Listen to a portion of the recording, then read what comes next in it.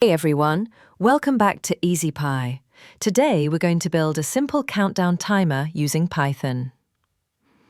This is a great little project to practice working with loops, time delays, and user input.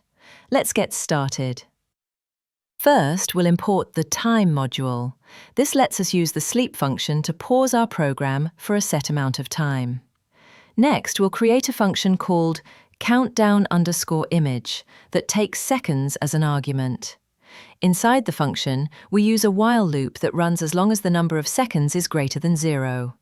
We'll calculate the minutes and seconds using integer division and modulo, then format the time nicely using f-strings.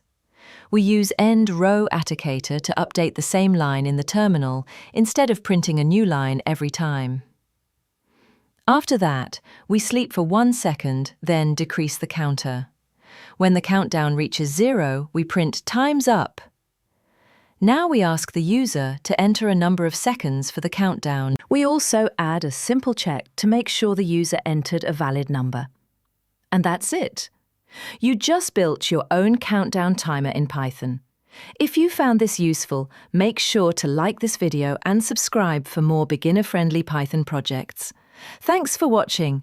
See you in the next one. Please like, comment, and subscribe to easypy, and don't forget to turn on notifications for more beginner projects.